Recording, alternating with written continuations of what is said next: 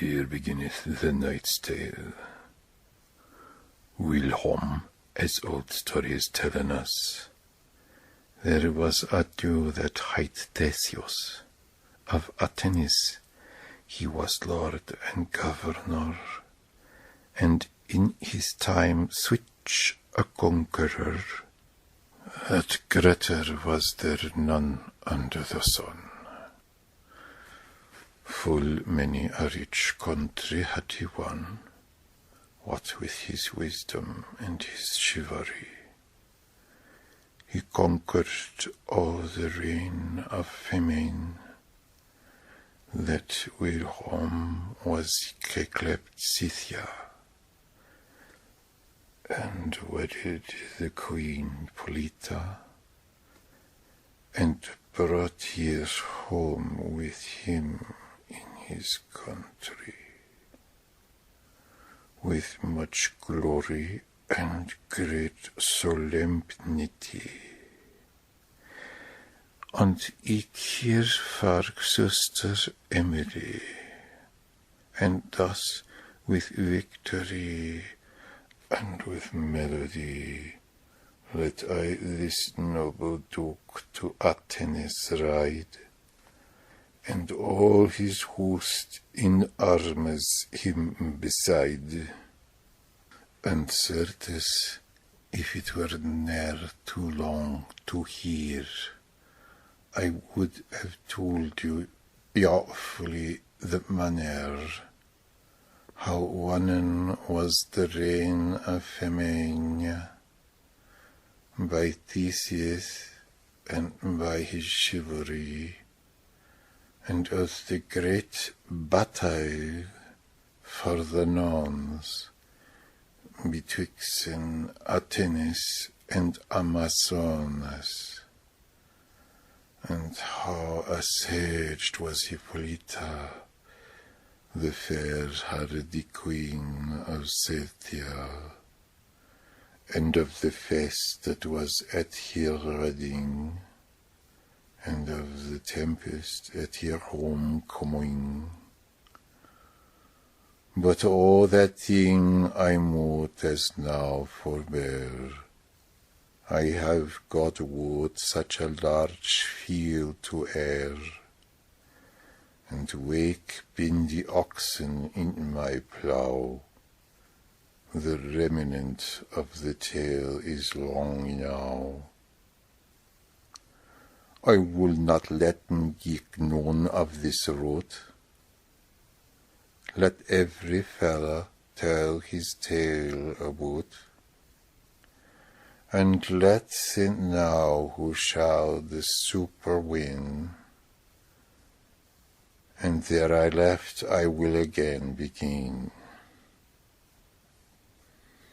This Duke of whom I make mention, when he was come almost unto the town, in all his wail and his most pride, he was war as he cast his eye aside, where that there knelt in the highway a company of ladies, twee and twee, ech after other, clad in close black, but switch a cry and switch a woe they make, that in this world is creature living, that had switch another waymenting. And of this cry they knowed never stanton, till they the reins of his bridle henten. What folk bin ye that in mine homecoming perturben so my festa with crying? Odysseus, have ye so great envy of mine honor, that thus complain and cry, or who hath jou misbodden or offended, and telleth me if it may be amended, and why that ye been clothed thus in black. The eldest lady of him alles spake, when she had sworn with a deadly cheer, that it was wroth for to seen and hear, and said, Lord, to whom fortune hath given victory, and as a conqueror to live, not graveth us your glory and your honor, but we beseech mercy and succor. Have mercy on our woe and our distress. Some drop of pity, the grijzen celeste. Upon us, wretched women, lot thou falle. For certes, Lord, there is none of us alle, that she ne hath been a duchess or a queen. Now be we catwives, as it is well seen. Thanked be fortune, and higher false wheel, that noon as doth assureth to be weal. And certes, Lord, to abide in your presence, here in the temple of the goddess Clement, we han been waiting all this fortnight. Now help us, Lord, sith it is in thy might. I reach which that weep and cry thus, was whilom with to King Capaneus, that starve at Thebes, cursed be that day, and all we that been in this array, and maken all this lamentation. We losten all our husbands at that town, while that the siege thereabout lay, and yet now the old Creon wail away. That Lord is now of Thebes the city, fulfilled of ire and of iniquity. He for despite and for his tyranny, to do the deed body's villainy, of all our lords which that been slow, he hath all the bodies on an heap ye draw, and will not sufferen him by noon ascent, neither to been ye buried nor ye brent, but maketh horns at him in despite. And with that word withouten more respite, they fillen gruff and crieden piteously, have on us wretched women some mercy, and let our soul sinken in thine heart. This gentle dew down from his courser stared, with heart piteous, one he heard him spake. Him thought that his heart would break, when he saw him so piteous and so mad.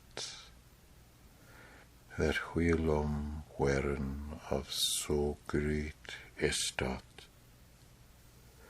and in his arms he hem alle apent, and him comforteth in full good intent, and swore his oath as he was true knight, he would doen so fair forthly his might, upon the tyrant Creon him to wreak, that all the people of Greece should speak, how Creon was of Theseus served, and as he that had her in his death full well deserved, and right anon withouten more abode, his banner he displayeth, and forthrode to Thebes ward, and all his host beside. No near Athens would he go ne ride, ne take his essay for the half a day, but onward on his way that night he lay, and sent anon Hippolyta the queen, and Emily, her young sister sheen, unto the town of Artemis to dwell, and forth he writ, there he na more to tell. The red statue of Mars with spear and targe, so shineth in his white banner large, that all the fields glittern up and down, and by his banner borne in his pennon, of gold full rich, in which there was yebet the Minotaur, which that he slew in Crete. Thus writ this Duke, thus writ this Conqueror, and in his host of chivalry the floor, till that he can come to Thebes and alight, fair in a field there as he thought fight. But shortly for to speaken of this thing, with Creon, which that was of Thebes king, he fought, and slew him many as a knight, in plain battle, and put the folk to flight, and by assault he was the city after, and rent adown both wall, and spar, and rafter. And to the ladies he restored again the bones of her husbands that weren slain, to doen obsequies as was though the guise, but it were all too long for to devise the great clamour and the women thing that the ladies made at the brenning of the bodies and the great honour that Theseus, the noble conqueror, doth to the ladies when they from him went. But shortly for to tell is mine intent. On that this worthy Duke, this Theseus, hath Creon slain, and won Thebes thus. Still in that field he took all night his rest, and died with all the country as him lest. To ransack in the wrath of bodies dead, him for to strip of harness and of wade. The pillars did in business and cure, after the patile and discomfiture. And so befell that in the wrath they found Thor geared with many a grievous bloody wound, two young knights lying by and by, both in arms, wrathful richely, of which two Arcite hight that one, and that other knight hight Palamon. Not fully quake, ne fully dead they were, but by her coat arms and by her gear the heralds knew them best in special, as they that weren of the blood royal, of Thebes and of Sustran too ye born, out of the Tice the pillars han him torn, and han him carried softer unto the tent of Theseus, and full soon he him sent to Athens to dwellen in prison, perpetually he knowed no ransom. And when this worthy do hath thus y done, he took his host and whom he rode anon, with laurel crowned as a conqueror, and there he liveth in joy and in honour. Term of his life, what needeth words more? And in a tour, in anguish and in woe, this Palamon and his for Arcite forevermore, there may no gold them quite. This passeth year by year and day by day, till in few ones in a more of May, that Emily that fair was to seen, then is the lily upon his stalk green,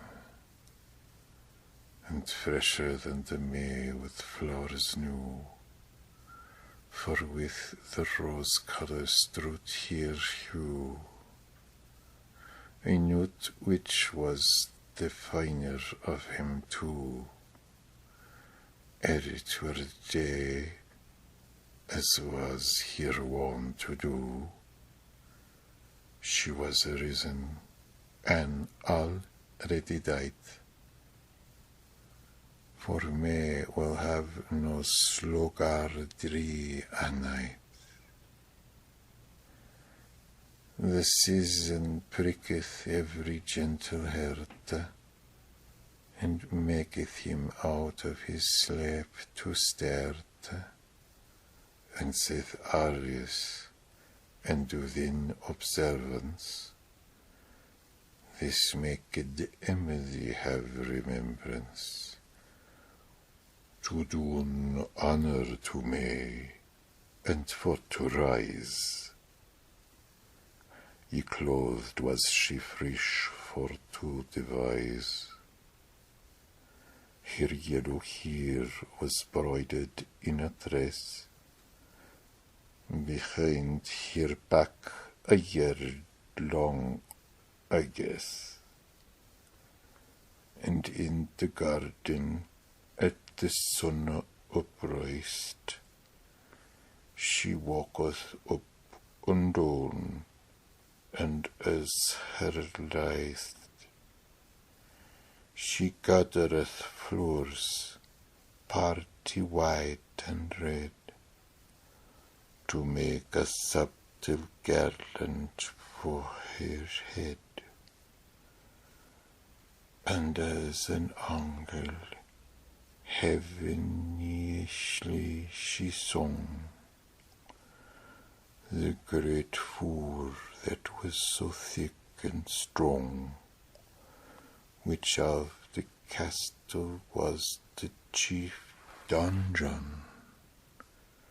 There as the knights were in prison, of which I told you a telling shall, was even joined to the garden wall. There as this Emily had the hair playing,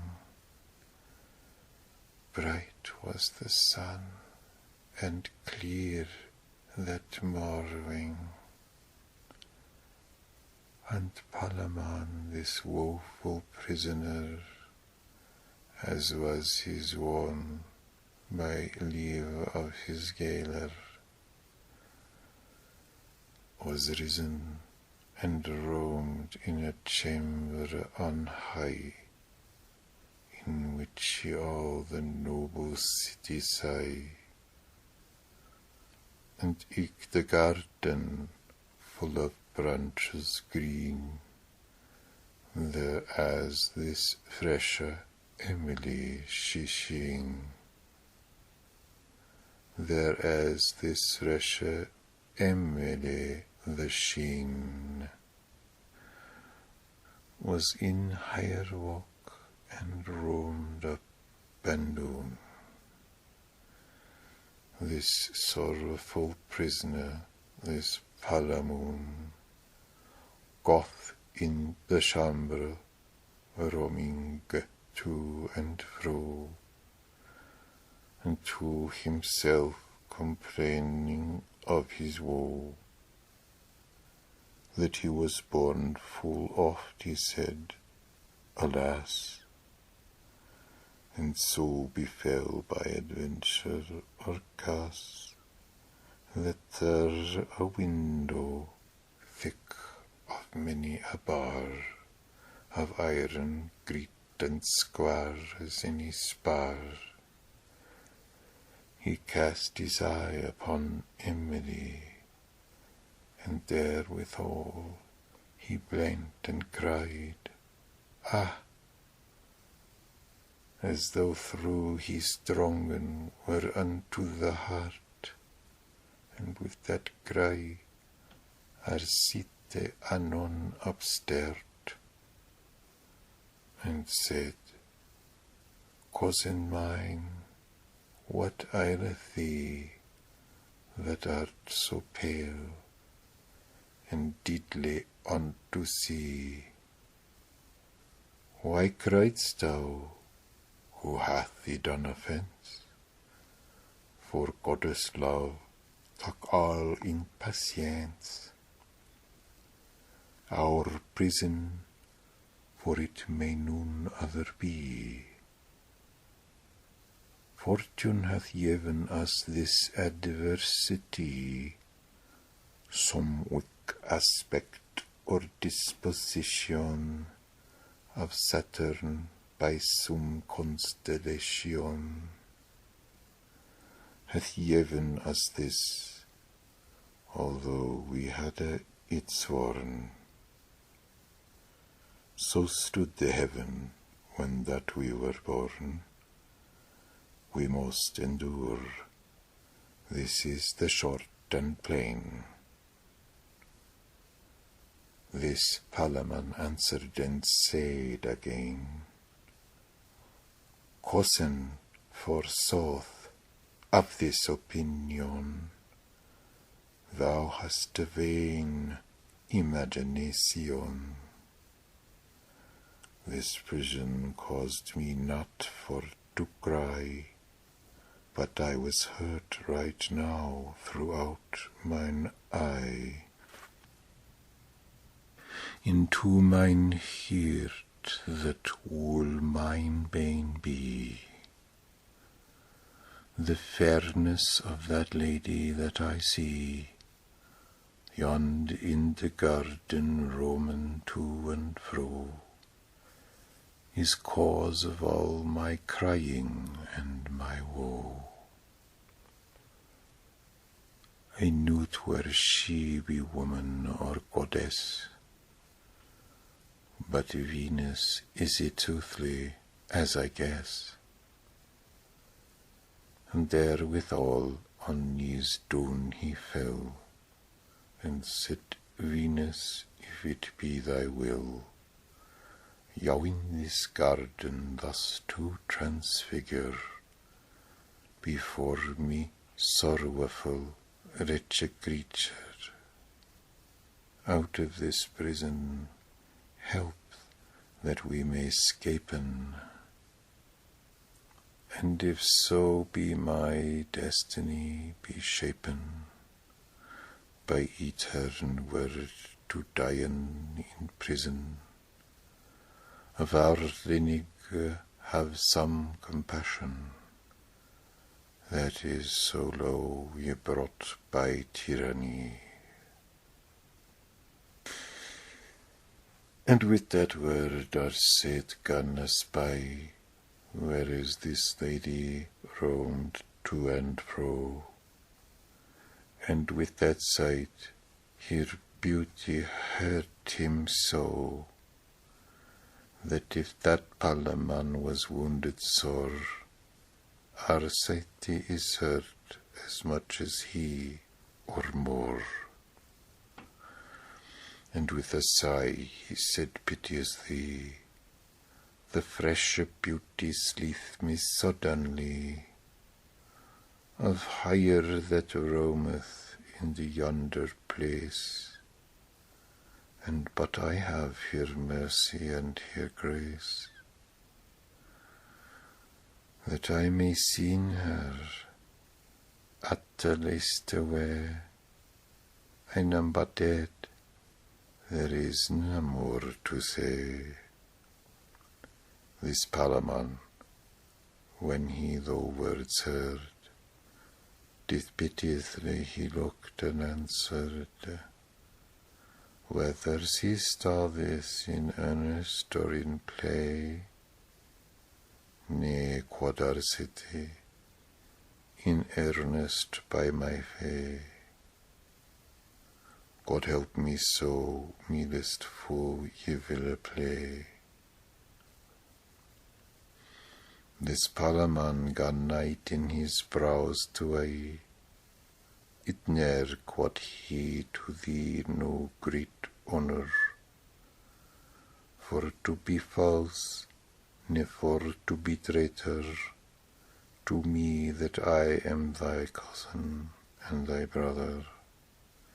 Ye sworn for dep and echevers till other, that never for to dien is the pain, till that death depart shall us twain, neither of us in love to hinder other, ne nun other cause, my lieve brother, but that thou shouldest truly forthen me in every cause as I shall forthen thee. This was then oath and min o certain, I would right well thou darst it not withsaying. Thus arrow of my conceal, out of doubt, and now thou wouldest falsely been about, to love my lady, whom I love and serve, and ever shall till that mine heart sterve. Nay, certes, false Arcite, thou shalt not so. I loved thee first, and told thee my woe, as to my counsel and to my brother sworn, to forththrow me as I have told beforn, for which thou art bounden as a knight, to helpen me as it lay in thy might. Or else arrow falls, I dar well sing.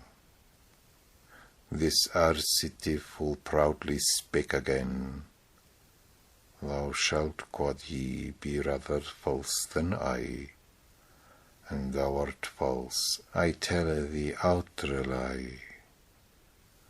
For paramour I loved here first, O thou, what wilt thou then? Thou wistest not yet now, whether she be a woman or a goddess. Thine is affection of holiness, and mine is love as to a creature, for which I told thee mine adventure, as to my cousin and my brother sworn. I pose that thou lovest here beforn. Wast thou not well the old clerks saw, that who shall give a lover any law? Love is a greater law, and by my pun, than may be of any earthly man.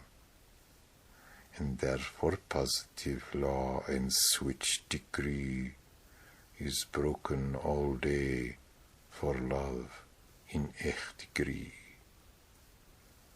A man moet needs love, mo gree his head, he may not flee it, though he should be dead. Albe she maid, or else wife, and eke it is not likely all thy life, to standen in her grace, no more shall I, for well thou woost thyselven where to lie.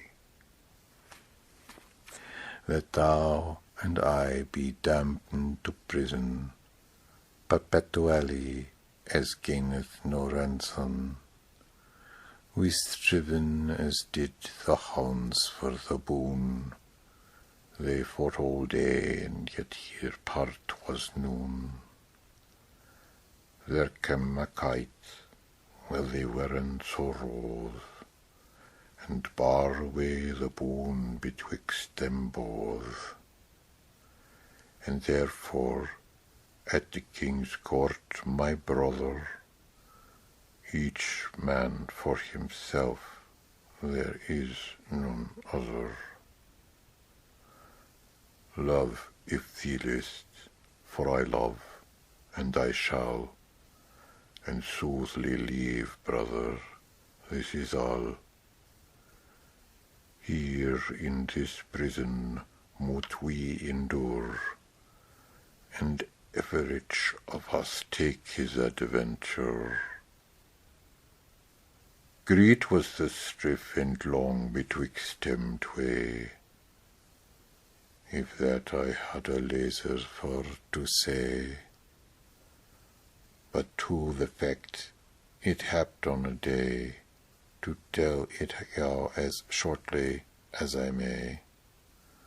A worthy duke that hight Perotheus, that fellow was to this Duke Theseus, since ilke day that they were children light, was come to Artemis his fellow to visit, and for to play as he was wont to do, for in this world he loved no man so, as he loved him alls tenderly again. So well they loved, as old book saying, that when that one was dead, soothly to tell, his fellow went and sought him down in hell. But of that story list me not to write. Duke Perotheus loved well Arcite, and had him know at Thebes year by year, and finally at requests in prayer of Prometheus without any rounds, to Theseus him let out of prison, freely to go where that him list overall, in such a guise as I you tellen shall. This was the forward plainly foretended betwixt Theseus and him Arcite, that if so were that Arcite were ye found, ever in his life by day or night or stone, in any country of this Theseus, and he were caught, as it was accorded thus, that with a sword he should lese his head, there was none other remedy needed, but taketh his leave, and homeward he him sped, let him beware his necka list to wed. O great a sorrow suffereth our sight, the deed he feeleth ere his heart smite.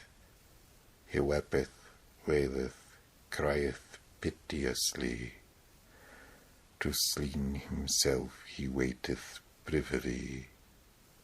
He said, alas, that day that I was born, now is my prison worse than before. Now is my shape eternally to dwell, not in my purgatory, but in hell. Alas, that ever knew I Prometheus, for else had I dwelled with Theseus, ye fitted in his prison evermore. Then had I been in bliss, and not in woe.